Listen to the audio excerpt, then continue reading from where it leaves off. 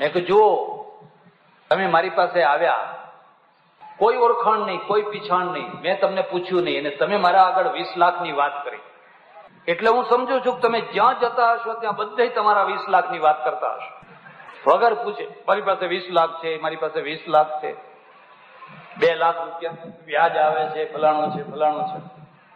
ઘણા લોકો શું કરે, આવી મોટી મોટી વાતો કરે ને એટલે પેલા સાધુઓ ને બધા હોય ને પાછળ પાછળ લાગી જાય કે આ કોઈ ભેંસ દૂધણી આવી છે, આ કોઈ દૂધણી ભેંસ છે ને પવાલી ભરીને દૂધ. અને ડાયો માણસ તો સમજી જાય કે દૂધણી ભેંસ કઈ આમ બોલ બોલ કરે તો ઢાંકવાની ચીજ, વગર પૂછે મારા પાસે 20 લાખ છે, 20 લાખ છે, 20 લાખ છે, વગર પૂછે. કોઈ તમારું ગળું કાપી નાખશે ને, કોઈ મારી નાખશે વગર જોતા. કદી આવું બોલ બોલ ના કરશો. પછી એને ખબર પડી છે કે આ જુદા સાધુ છે. મને કે હું સ્વામીજી જ્યાં જઉં ને ત્યાં 20 લાખની જ વાત કરું છું, પછી મારી એટલી ટ્રીટમેન્ટ થાય છે, સારામાં સારું ખાવાનું, સારામાં સારું રહેવાનું, સારામાં સારું બધું, સારામાં સારું.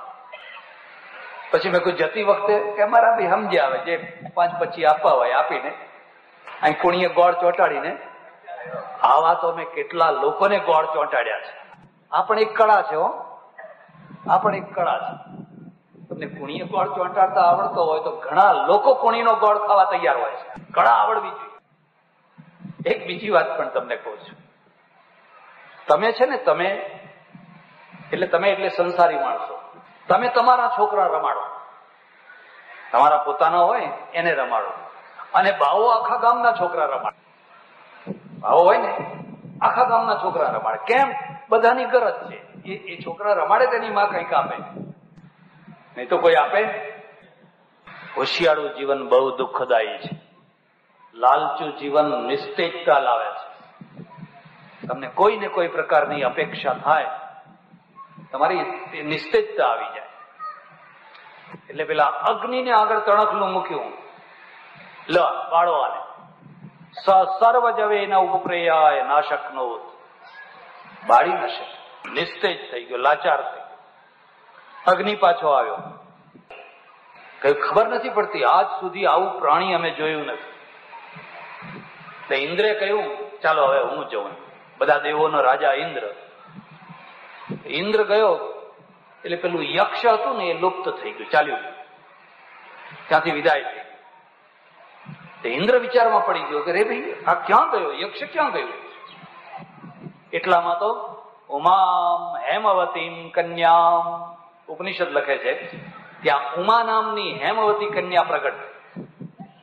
અને મારે તમને ઉમા શબ્દ કહેવો છે.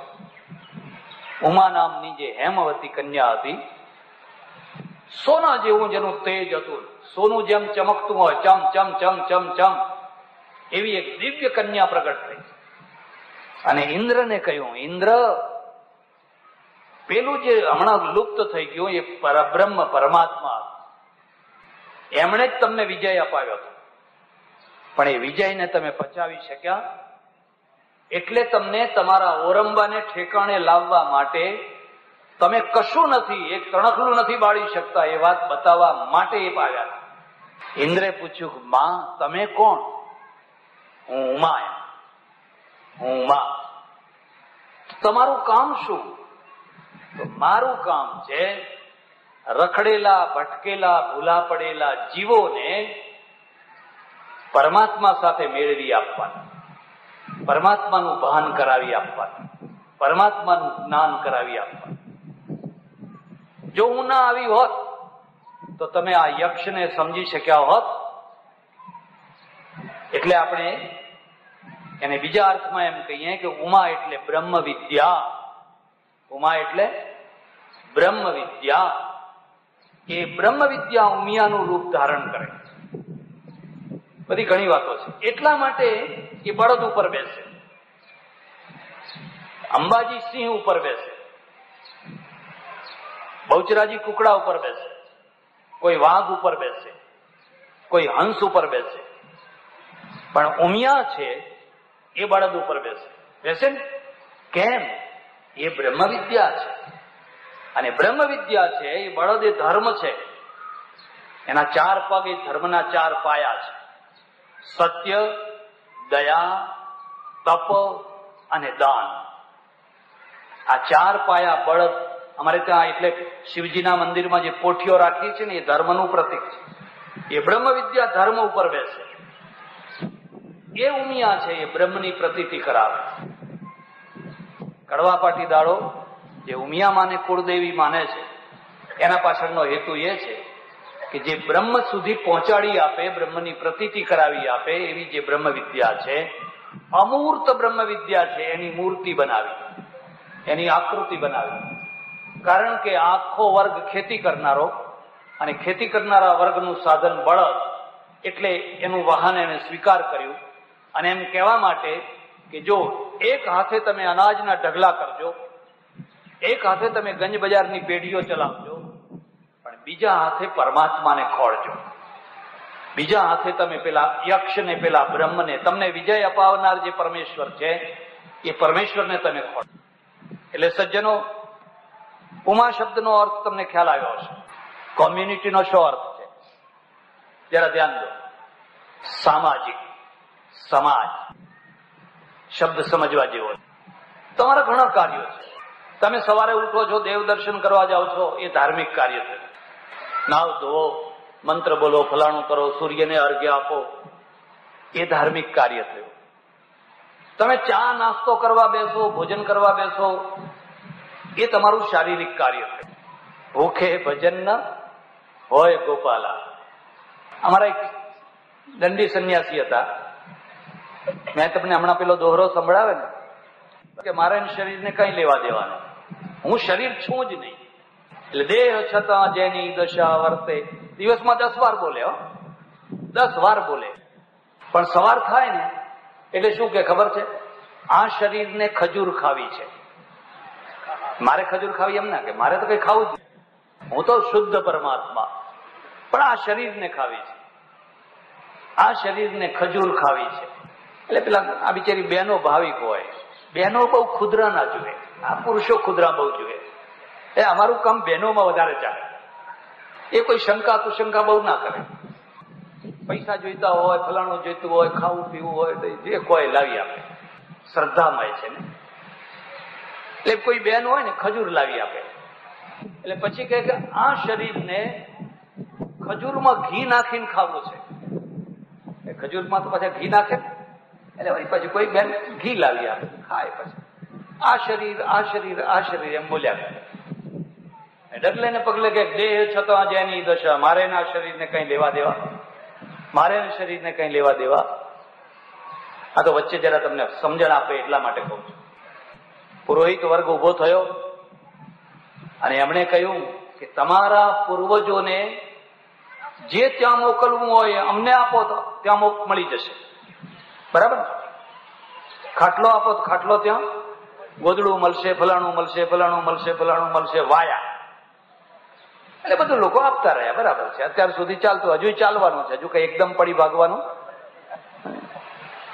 પણ એમાં પાછો એક પેલો કેવો જરા ખુરાફાતી માણસ હોય ને, એને કહ્યું કે મહારાજ, મારા પૂર્વજોને બધું તો મોકલ્યું, પણ આજ રાત્રે મને સ્વપ્ન આવ્યું છે કે એમને પેટમાં ઘણી વાર ચૂંક ઉપડે છે, તે ચૂંકની દવા મોકલવાની છે, તો એ તમારા દ્વારા જ મોકલવાની.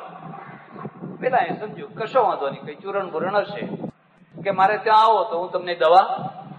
તો એને ધગધગતા 2 તવેથા તૈયાર કરેલા. તવેથા કે એમને જયારે પેટમાં દુખતું ને ત્યારે ડામ લેતા, પેટ ઉપર ધગધગતા સળિયાના ડામ લેતા. એટલે હું તમને ડામ આપું ત્યાં પહોંચશે. મહારાજ તો મુઠ્ઠીઓ વાળીને ભાગ્યા, ના હો, મારે ડામ નથી જોઈતા. ખાટલો હોય તો ઠીક છે, ગોદડું હોય તો ઠીક છે, બાકી બધું હોય તો ઠીક છે, પણ તારા પૂર્વજને ડામ જોતા હોય તો તું લે, હું શું કામ લઉં? આ બધા સમાજ ધાર્મિક કાર્યો થતા રહેશે. સમજણ પૂર્વકના, વગર સમજણના. દુનિયા રહેશે ત્યાં સુધી સમજણ અને ગેરસમજ બે ચાલવાની છે. જે સમજ્યા એ ગંગનાયા, અને જે ન સમજ્યા એ વૈતરણીમાં ડૂબ્યા. આજ અહીં જ વૈતરણીમાં ડૂબ્યા. પણ તમારું એક સામાજિક કાર્ય હોય છે. સામાજિક કાર્ય આપણે સમાજને ભૂલી ગયા હતા. સામાજિક કાર્ય એટલે શું? કોમ્યુનિટી એટલે શું? તમે જે સમાજમાં છો એ સમાજમાં બધા એક લેવલના માણસો નથી. તમે બહુ સુખી માણસ છો, તો હવે તમારી સામાજિક જવાબદારી છે કે તમારા સમાજમાં કોઈ વિધવા દુઃખી તો નથી, ભૂખે તો નથી મરતી, સાડી વિનાની તો નથી, એનું છોકરું ભણ્યા વિનાનું તો નથી રહી જતું, એની દીકરી મોટી થઈ છે પણ પરણાવવાનો વેત નથી આવતો એવું તો નથી. આ જે તમે ચિંતા કરો અને ગામમાં તપાસ રાખો એ કોમ્યુનિટી છે, એ તમારું સામાજિક કાર્ય છે. કોઈ વૃદ્ધો છે, છોકરા એને બરાબર સાચવતા નથી, છોકરાઓ ખવડાવતા નથી, વૃદ્ધે ઉતાવળ કરીને બધી મિલકત એમના નામે લખી દીધી છે, હવે પાસે કશું રાખ્યું. એટલે હું તમને ખાનગીમાં કહું છું, જો તમે ગરડા થયા હોય તો કદી પણ બધું આપી ના દેશો, આપજો પણ થોડુંક પોતાના જેટલું તો પછી એમનું જ છે ને. પછી બકે આ શરીર કરો તો કઈ એમાં વળે એ તો પછી બોલવાનું હોય. આપણે બે પાંચ ભેગા થઈએ ત્યારે આ શરીર કહેવાનું. ચાના ટાઈમે ચા જોઈએ, નાસ્તાના ટાઈમે નાસ્તો જોઈએ, જમવાના ટાઈમે જમવાનું જોઈએ, બધું જ જોઈએ. આપણે તો નયા આડંબર જ આડંબર શીખવાડ્યો છે. એટલે તમે વૃદ્ધોની ચિંતા રાખો છો. એવી છે અમારા ગામમાં 5-10 વૃદ્ધો એવા છે કે એના છોકરા બરાબર એની સેવા કરતા નથી. એ છોકરાઓને દબાણ કરો, ના દબાણો આવે, ચાલ વૃદ્ધાશ્રમમાં મૂકી આવશો, મેન મારા ઘર જમવા આવો, તારું નાક કપાઈ જશે, હરખો રહે ને તો તને આમ કરશું. આ સોશિયલ વર્ક છે, આ સોશિયલ વર્ક છે. તમે જે સમાજમાં છો એમાં વિદ્યાર્થીઓને નોટોની જરૂર છે, ડ્રેસની જરૂર છે, ગામમાં હાઈસ્કૂલની જરૂર છે, ગામમાં આવી વાડીની જરૂર છે. આ બધા જે કામો તમે કરો છો, આમાં જે દાન આપ્યું ને એ કોમ્યુનિટી દાન છે. એ કોમ્યુનિટી, તમે અશ્વમેઘ યજ્ઞ કરો, એમાં જે દાન આપ્યું એને સમાજને કઈ લેવા દેવા નહીં. 2-3 દિવસમાં બાળી ચોડીને ઉભા થાવ, રાગ ઘસો, ચોળો, એથી કશું થવાનું નથી. આનાથી થવાનું છે.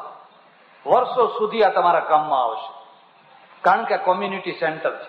આપણી સામાજિક દ્રષ્ટિ ઉઘડવી જોઈએ, જે અત્યાર સુધી ઉઘડી નથી. લોકોને સમાજ શું ને સમાજની જવાબદારી શું એક ચેકતા પાછી આવી છે. એના ઘરવાળા એને સંગરી નથી, મારી જોડીને કાઢી મૂકી. એ ગામમાં એકલી રહે છે, એક ઓયડીમાં નાના ઘરમાં એકલી રહે છે. ગુંડાઓ હેરાન કરે છે, અસામાજિક તત્વો, લોફર તત્વો એને શાંતિથી જીવવા નથી દેતા. તમે શક્તિશાળી માણસ છો, તમે એનું રક્ષણ કરો, એને હિંમત આપો. કોણ છે આંખ ઉપાડીને એની સામે જુએ? આ કોમ્યુનિટી છે, આ સમાજ છે. હું આવું, મને ભગવાને આટલી શક્તિ આપી, મારી દીકરી સામે કોઈ આંખ ઉપાડે? એ તો ગામની દીકરી છે. તો ગામ શું નમાલું છે? ગામ કઈ શિખંડી થઈ ગયું છે કે બધા નીચું ઘાલીને બેસી? પેલા દ્રોણાચાર્ય જેમ નીચું ઘાલીને બેઠા હતા. આ કોમ્યુનિટી છે. જ્યારે પ્રજામાં સમાજવાદ જાગૃત થાય, સમાજનું લક્ષ્ય જાગૃત થાય, એટલે એની આખી શક્તિ સમાજ તરફ વળે. છેલ્લા 30 વર્ષમાં કડવા પાટીદાર સમાજ આટલો ઊંચો કેમ આવ્યો? 30 વર્ષ પહેલાનો સમાજ મેં જોયો અને આજે 30 વર્ષ પછીનો સમાજ હું જોઉં છું. આટલો સમાજ ઊંચો કેમ આવ્યો? કારણ કે આખું લક્ષ્ય સમાજ તરફ વળ્યું. દરેકને થયું મારો સમાજ, મારો સમાજ, મારો સમાજ. આવી જ રીતે ચૌધરીઓ ઊંચા આવ્યા, આવી જ રીતે ઠાકોરો ઊંચા આવ્યા, જો એ સમાજ બનાવી શકે. આવી જ રીતે હરિજનો ઊંચા આવે, વાણિયા ઊંચા આવે, બ્રાહ્મણ ઊંચા આવે. એને પોતાનો સમાજ જાગવો જોઈએ. એને એમ ભાન થવું જોઈએ કે હું જે સમાજમાં જન્મ્યો છું એ સમાજ માટે મારે કંઈક કરવાનું છે. એટલે અહીંયા નામમાં જોડી દીધું કોમ્યુનિટી. અને હોલ છે, જેમાં ઓલ રહે, એનું નામ હોલ, જેમાં બધા ભેગા થઈને કેટલો સરસ બનાવ્યો છે. એનું એક તરફ રસોડું છે, મોટા ચૂલા, મોટા ચૂલા ડીઝલના છે, લાકડાના છે, ફલાણા છે, સ્ટોર રૂમ છે, થાળીઓનો ઢગલો લાગ્યો છે.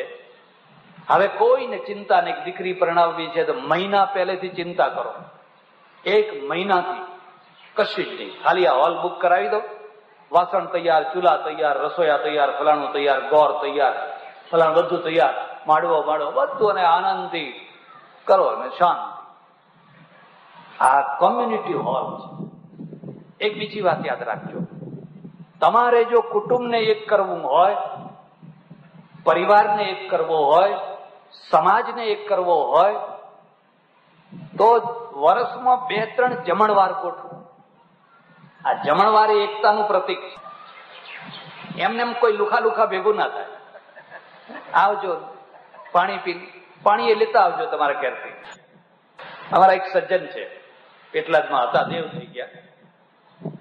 એ દર અઠવાડિયે મીટિંગ એક સંસ્થાની કરે, એટલે પહેલા અઠવાડિયે એમની જે 21 માણસો એટલે વારાફરતી એક જણાએ 21 જણાને નાસ્તો કરાવવાનો મીટિંગ થાય.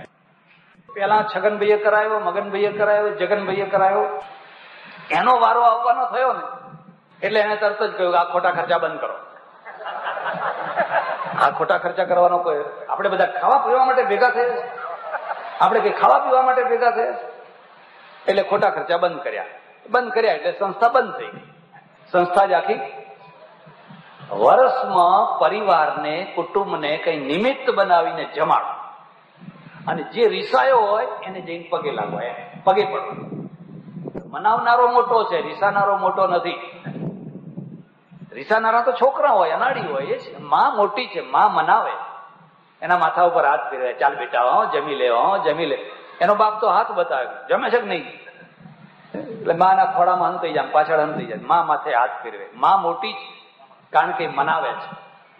એમ જે રીસાયેલા માણસને જે મનાવે એ મોટો કહેવાય, એ નાનો ના કહેવાય. એ મોટો કહેવાય. આજે જમણવારે છે, પાછો છે ને, પાટીદાર હોય એટલે જમણવાર હોય. ફરક એટલો પડ્યો, પહેલા વધારે શીરો થતો ને હવે લાડુ. બરાબર છે, સારું છે. એટલે સજ્જનો, ઉમા કોમ્યુનિટી હોલની આ યુવાનોએ એટલી સરસ રચના કરી. આ દેણપ ગામ, વર્ષો પહેલા હું 18 દિવસ અહીં રહેલો અને 18 દિવસ સુધી પ્રવચનો કરેલા, પછી 1-2 વાર આવવાનું થયેલું. બસ મારી તમને એક જ અપીલ છે, હળી મળીને રહો, પ્રેમથી રહો, ઝઘડા ના કરો, એકબીજાના પગ ના કાપો.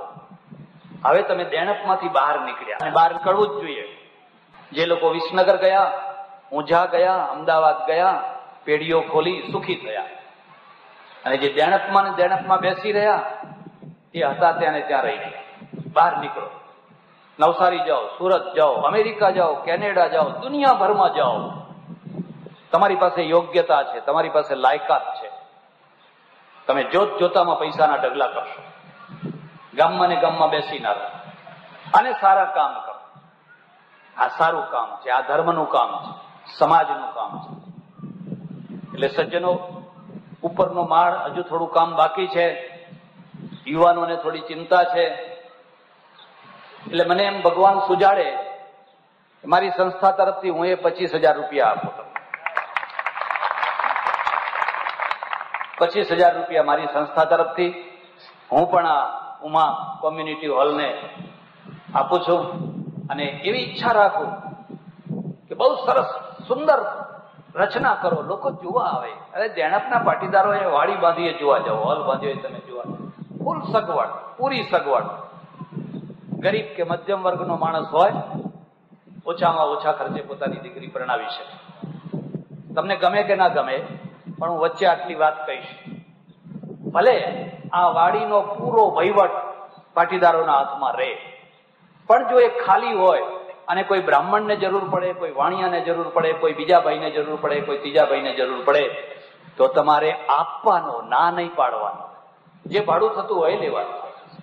આપો છો, બરાબર છે, આપો, હોય જેવું જ હોય, આપવાનું, ખુશીથી આપવાનું. અહીં પ્રજાપતિઓની પણ વાડી છે, બીજા ભાઈઓની પણ હશે.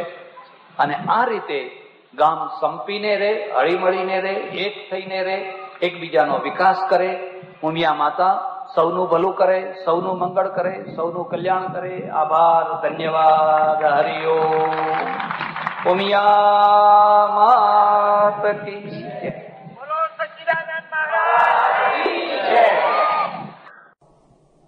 આખી જે સાકાર ભૂમિકા છે, જે ભાગવત ધર્મની જે ભૂમિકા છે, એને જો નહીં સમજવામાં આવે તો એક માર્ગ બીજા માર્ગની ને બીજો માર્ગ પહેલા માર્ગની ઠેકડી ઉડાડશે. એકબીજાની ઠેકડી ઉડાડે, તમે તો બધા મૂર્ખા છો, પેલા કે તમે બધા નાસ્તિક છો, પણ બેયને સમજવા જેવા છે. તમને વ્યાપક ભગવાનની પ્રતીતિ હોય, પછી ડાકોર જાઓ કે દ્વારકા જાઓ તો ડાકોરને જોઈને કઈ આનંદ થાય ખરો? કશોય આનંદ નહીં થવાનો. પણ તમને એમ લાગે કે મારો ભગવાન ડાકોરમાં બેઠો છે, એટલે તમને પૂનમના દિવસની રાહ જોઈને બેઠા હો, ક્યારે પૂનમ આવે, ક્યારે પૂનમ આવે, ક્યારે પૂનમ આવે. અને પછી પૂનમ આવે, પગે ચાલીને જાઓ, ગાડીમાં બેસીને જાઓ, ઊંટ લારી કરીને જાઓ, જે રીતે જેને જે સગવડ પડે એ રીતે જાઓ. મન ક્યાં લાગેલું છે? ડાકોરમાં. યાત્રા અહીં લાગેલું છે ને. અને જ્યારે દૂર દૂરથી દેખાય રણછોડ ધજા ધોળી તારી, મારા હૈયે હરખના માય રણછોડ ધજા ધોળી તારી. દૂરથી પેલી ધજા દેખાય એટલે એને ઉમળકો આવે, એને ઉભરો આવે. આહા, એ દેખાણી, એ ભગવાન દેખાણા. હવે આ કયો માર્ગ છે? આ ભક્તિ માર્ગ છે, સગુણ સાકારનો માર્ગ. એમાં એને ભગવાન પેલી જગ્યાએ દેખાય. એટલે જેવો ગાડીમાંથી ઉતરે કે બસમાંથી ઉતરે એટલે તરત જ એને ઉમળકો હોય કે ક્યારે પહોંચી જવું, કઈ બંધ ના થઈ જાય મંદિર, કઈ દરવાજા બંધ ના થઈ જાય. અને ઉમળકા ભેર દોડતો હોય, ઝટ ઝટ ઝટ ઝટ ઝટ જઈને દરવાજામાં જઈને આમ દર્શન કરે. એ વખતે તમે ભગવાનના દર્શન ના કરજો, હું તમને ભલામણ કરું છું. તમે માણસ જીવનનું અધ્યયન કરજો. જે પૂનમ કે એવા દિવસો તમે જાઓ તો તમે ભગવાનના દર્શન ના કરશો, પણ દર્શન કરનારાના દર્શન કરજો. તમને પ્રતીતિ થશે. એમાં કેટલાયના ચહેરા ઉપર આમ આત્મવિભોરતા, આમ કરતા હોય, આમ કરતા હોય, એમ કોઈ આમ કરતા હોય, કોઈ કઈ કરતા હોય.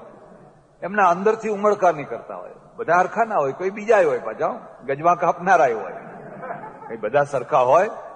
પણ તમે દર્શન કરનારો જે વર્ગ છે ને, એ દર્શન કરનારા વર્ગનું તમે દર્શન કરજો તો તમને ખ્યાલ આવશે કે એમના મન ઉપર શું ફરી રહ્યું, એમના હૃદયમાં શું ઘુમડાઈ રહ્યું. ત્યારે એ ભાવ વિભોર થઈને, તન્મય થઈને કૃષ્ણ રણછોડ જય રણછોડ જય રણછોડ, એમાં એકાદ મંડળી આવી હોય અને જય રણછોડની ધૂન થતી હોય એટલે વગર બોલાવે લોકો એમાં જય રણછોડ કરવા કૂદી પડે, ગુલાલ ઉડાડે, રંગ કરે, આનંદ કરે. આ છે ભાગવત ધર્મ. આ એક સાકાર માર્ગ છે, સગુણ માર્ગ છે. અને સગુણ માર્ગમાં પરમેશ્વરને શોધવાનો નથી, પરમેશ્વરને જાણવાનો નથી. તું કેવો છે, શું છે ને શું નથી, પંડિતોનો વિષય જવા દો. જે જ્ઞાનીઓ હોય એ જાણે. તું જેવો હોય એવો, અને હું પણ જેવો હોઉં એવો.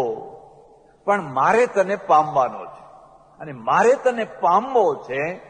પણ મારાથી એક ડગલું ચાલી શકાય એવું, મારાથી એક ડગલું ચાલી શકાય એવું નથી. એટલે શ્રીમદ વલ્લભાચાર્ય છે, એમણે કહ્યું છે કે ઈશ્વરની પ્રાપ્તિ સાધનોથી નહીં, કૃપાથી થતી હોય છે. કૃપા સાધ્ય. જરા તુલના કરજો, જરા સરખામણી કરજો. બુદ્ધે કહ્યું કશું જ પ્રાપ્ત કરવાનું નથી, કંઈ જ પ્રાપ્ત કરવાનું નથી. માત્ર 8 પ્રકારના નિયમ પાળીને તમે જીવન જીવો તો તમને શાંતિ પ્રાપ્ત થશે. અને નિર્ગુણી માર્ગ, જે નિરાકાર માર્ગી જે ભક્તો મહાન સંતો થયા, એમણે કહ્યું જે પ્રાપ્ત કરવાનું છે એ તો તમે તમારા અંદર જ છે. શું કામ દોડો છો, શું કામ ભટકો છો? એ તો તમારા અંદર જ છે. અંદર છે એવું કહ્યું. હવે મળ્યું કે ન મળ્યું, પણ બૌદ્ધિક રીતે તમે સમજી ગયા કે ભગવાન મારા અંદર જ છે. એક બીજી વાત યાદ રાખજો, એક લાકડું બીજા લાકડાના ટેકે ઊભું હોય છે. એક લાકડાને ખસેડી લો તો બીજું લાકડું ઊભું રહી શકે, સામેનું લાકડું ખસેડી લો તો બીજું લાકડું ઊભું રહી શકે. નિરાકારવાદ કે નિર્ગુણવાદ સગુણવાદના ઉત્થાપનમાં ઉભેલો છે. શામાં ઉભેલો છે? એનું આખું જોર શામાં છે? મૂર્તિ ખંડનમાં, બીજા ખંડનમાં. એટલે બીજું સામેનું લાકડું છે, અને એને એક બહુ મોટું કાર્ય મળ્યું છે. અને કાર્ય મળ્યું છે એટલે લોકોને સમજાવી શકે છે ક્યાં ભટકો છો, આ પથરા આગળ માથું કૂટવાથી કંઈ મળવાનું નથી. આ એનું કાર્યક્ષેત્ર છે. અને કાર્યક્ષેત્ર જો હટાડી દેવામાં આવે એટલે સામે જો સાકારવાદ ના રહે, સગુણવાદ ના રહે, મૂર્તિ પૂજા ના રહે, આ બધી ભાવનાઓ ના રહે, તો એ આપોઆપ એક લાકડું લાંબો ટાઈમ ઉભું રહી શકે? એ લાંબો ટાઈમ ના ઉભું રહી શકે. નકારના આધારે હકાર ઉભો છે. મુદ્દાને સમજ. એકલો હકાર કે એકલો નકાર ઉભો રહી શકે? એ નકાર છે ને એ હકારના આધારે ઉભેલો છે. હકારનું લાકડું ખસેડી દો, નકાર આપોઆપ પડી જવાનો છે. ત્યારે ભાગવત ધર્મે શું કર્યું? એણે કર્યું સત્યમ પરમ ધીમહિ જન્માદ્યસ્ય તોન્વયાદિતરતઃ. અરે જે બ્રહ્મસૂત્રમાં મેં નિર્ગુણ નિરાકાર બ્રહ્મની ચર્ચા કરી છે, એ જ નિર્ગુણ નિરાકાર બ્રહ્મને હવે હું કનૈયો બનાવીશ. માખણ ખાનારો, યશોદાના ખોળામાં રમનારો એવો એક બાળ બ્રહ્મ બનાવી દઈશ અને બાળ બ્રહ્મમાં મન રમાડી દઈશ. એટલે આ નિર્ગુણમાંથી સગુણ અને નિરાકારમાંથી સાકાર. બેયના મુદ્દા સમજાયા. પેલો શું કહે છે? એ પરમેશ્વર કેવો છે, શું છે, શું નથી? વેદ કહી ગયા ન ઇતિ ન ઇતિ ન ઇતિ નેતિ નેતિ નેતિ. તો હું શું ચોખવટ કરવાનો હતો? પરમેશ્વરની ચોખવટ કરી શકાય? કોઈ દાવો કરી શકે? અને કાં તો એ દાવો કરનાર છે ને એ ડગરું ખસેલો હોવો જોઈએ, એના વિશે કોઈ દાવો કરી શકાય? આપણે એને શું જાણવાના હતા? એટલે આ માર્ગમાં પરમેશ્વરને જાણવાનો નથી, એને સમજવાનો નથી, માત્ર એને પામવાનો છે. પેલું ઘોડિયામાં પડેલું જે બાળક છે ને એ માને પામવા પ્રયત્ન કરે છે. મારી માં કેટલું ભણેલી છે, કેવી છે, રૂપાળી છે, ગોરી છે, કાળી છે, એ બધા સાથે એને કાંઈ લેવા દેવા નથી. એને તો એક જ ઈચ્છા છે, માં તું વહેલી આવ. કેટલી વાર કરી, હું ક્યારનો રડું છું ને બહુ વાર થઈ ગઈ, અને હજુ મોડું કરીશ તો મારું ગળું ફાટી જાય એટલું હું રડીશ, પણ તું મને વહેલી આવ. શું કામ આવું? શું જરૂર છે? બસ મને ઘોડિયામાંથી ઉપાડી લે. તારા લાંબા હાથ કર અને ઘોડિયામાં મારી જે કોમળ કાયા, વેત હાથ જેટલી કાયા પડેલી છે, એના બે તરફ બે હાથ લગાવી અને મને ઉપાડી લે અને ઉપાડીને છાતી સાથે ચાંપી દે. બસ માં, મારે બીજું કંઈ જોઈતું. અને માં આવે, દોડતી આવે અને ઘોડિયામાં પડેલા બાળકને ઉપાડે. લાલો લાલો લાલો, ચૂપ નથી રહેતો, ચૂપ નથી રહેતો. અને ઉપાડે એના પહેલા તો એની છાતીની અંદર વાલ ઉભરાવા લાગ્યું હોય, અને વાલ છે ને દૂધના રૂપમાં પ્રગટ થવા લાગ્યું હોય. જેવું એ બાળકને છાતી સાથે લગાવે એટલે તરત જ 2-4 ડુસકા ભર્યા ના ભર્યા અને બાળકને પરમ શાંત. જોયું છે કોઈ વાર એ દ્રશ્ય જોયું? એ બાળક, તમે ચૂપ કરી જોજો ને, આમ ઉપાડજો ને, આમ ઊંચકજો ને, આમ કરજો ને, આમ કરજો ને, તમારું માથું ના ચડાવી દે તો મને કહેજો ને. તરત જ એને શાંતિ. અને પછી માં અને બાળક આ બંને એકબીજામાં ઓતપ્રોત થઈ જાય, ઓતપ્રોત થઈ જાય. જીવ અને બ્રહ્મ, જીવાત્મા અને પરમાત્મા. જીવાત્મા છે ને એ બાળક છે, અને પરમાત્મા છે એ માતૃરૂપ છે, એ જગદંબા છે, એ માં છે. એને જે નામ આપવું એ આપો, પણ એ માં છે. જો એને પામવી હોય, એ પરમેશ્વરને જો પામવો હોય તો એક જ યોગ છે. ભાગવતકાર કહે છે એક જ યોગ છે, અને એ યોગનું નામ છે તડપ, તડપન. બસ રડો રડો ને રડો. નિસદીના બરસત નૈન હમારે, સદા રહત પાવસ ઋતુ હમ પર, જબ તે શ્યામ સિધારે, નિસદિન બરસત નૈન હમારે. ભજન સાંભળ્યું છે સુરદાસનું? અમારી આંખોમાં વરસાદ વરસ્યા જ કરે છે. અંજન થિર ન રહત. અમે મેસ આંજીએ છીએ પણ મેસ રહેતી જ નથી, કારણ કે રડે ને એટલે મેસ છે ધોઈ અને ઠેઠ ઉરબીચ બહત પનારે, નિસદિન બરસત નૈન હમારે. આને તડપ યોગ કહેવાય. અને તડપ યોગ છે સૌથી પ્રબળમાં પ્રબળ છે. બુદ્ધિના દ્વારા નહીં, પણ એ હૃદયના દ્વારા આવતો હોય છે. આ જે વિરહ યોગ, આ જે વિરહાગ્નિ, પ્રભો પ્રભો પ્રભો પ્રભો કરીને એક હૃદયમાં એક ઝંખના જગાડવી, એ ઝંખના કંઈ રાતોરાત જાગી શકે? એક તો તમારા અંદર એ જૂના સંસ્કારો, તમે એ ભાવ લઈને જન્મ્યા હો અને પછી તમને સહાયક વર્ગ મળ્યો, અને એ સહાયક વર્ગ જે મળ્યો એનું નામ પાડવામાં આવ્યું ભક્તિ માર્ગ. મુદ્દો સમજાય? આખા બધા સંતો થયા, ભલે નિર્ગુણી થયા કે કોઈ સગુણી થયા, પણ મુખ્ય માર્ગ છે એ ભક્તિ માર્ગ છે. અને ભક્તિ માર્ગની પરંપરામાં ભક્તિ માર્ગને વ્યવસ્થિત કરનારા આચાર્યો થયા. એ આચાર્યોમાં ગઈકાલે એક આચાર્યની કથા કરવામાં આવી, એમનું નામ છે રામાનુજાચાર્ય. ભક્તિ છે ને એ જયારે પ્રેમનું રૂપ ધારણ કરે એટલે લીટીઓ ભૂંસાઈ જાય. વાતને સમજવા જેવી છે. ભક્તિ જયારે પ્રેમનો આકાર ગ્રહણ કરે એટલે બધી લીટીઓ ભૂંસાઈ જાય. એટલે કહેવું છે ને, પ્રેમને નેમ હોય એટલે પેલા કેળાના પાંદડા ખાધા, કેળાના છોતરા ભગવાને એટલા માટે ખાધા. નહીં તો એમ ના કે અરે વિદુરાણી જુઓ તો ખરા, તમે જરાક કંઈક બુદ્ધિથી વિચાર કરો કે તમે મને શું ખવડાવી રહ્યા છો. એટલું જ કહેવાનું હતું. અને એટલું જ કહ્યું હોત, અને એથી વધારે કહ્યું હોત કે વિદુરાણી તમારે મને જમાડવો હોય તો જમાડો, પણ કપડાં તો પહેરો, થોડીક મર્યાદા તો રાખો. એવું કહેવું પડે કે ના કહેવું પડે? પણ પ્રેમ છે ને એને નેમ હોય. જો નેમના તમે કટ્ટર હિમાયતી થઈ જાઓ તો પ્રેમની પરાકાષ્ઠાનું સુખ પ્રાપ્ત કરી શકો. પ્રેમની પરાકાષ્ઠાનું સુખ નેમ જરૂરી છે. નેમનું ખંડન નથી, નિયમ જરૂરી છે, પણ ક્યાં સુધી જરૂરી છે? જ્યાં સુધી હૃદયમાં પ્રેમ ન પ્રગટ્યો હોય ત્યાં સુધી.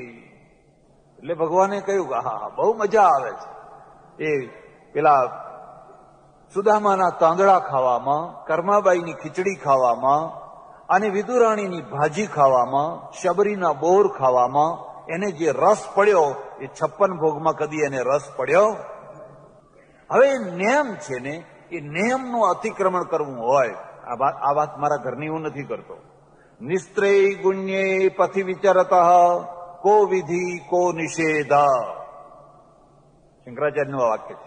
નિસ્ત્રેય ગુણ્યે પથિ વિચરત. જ્યાં ગુણાતીત સ્થિતિ થઈ જાય, ગુણાતીત સ્વરૂપ પ્રાપ્ત થઈ જાય, કો વિધિ કો નિષેધ, પછી એના માટે કોઈ વિધિ અને નિષેધ રહે નહીં. આ ભૂમિકા પણ એક ભૂમિકા છે, આ સ્થિતિ પણ એક સ્થિતિ છે. મુસલમાનોની અંદર સૂફીઓ જ્યારે અમુક કક્ષાએ પહોંચી જાય ઇશ્કે મજાજીમાં, ઇશ્કે હકીકીમાં, ત્યારે એના માટે નમાજ માફ, રોજા માફ, એના માટેની બધી વિધિ નિષેધો બધા માફ. એ જે કરે એ બરાબર, કરે તોય વાહ વાહ અને ના કરે તોય વાહ વાહ. એના માટે કોઈ નિયમ બંધન રહે? આપણે એને અવધૂત દશા કહીએ. જ્ઞાન માર્ગમાં એને કઈ દશા કહેવાય? અવધૂત કક્ષા એને કહેવાય. પણ ભક્તિ માર્ગમાં એને પ્રેમ લક્ષણા ભક્તિની પરાકાષ્ઠા કહેવાય.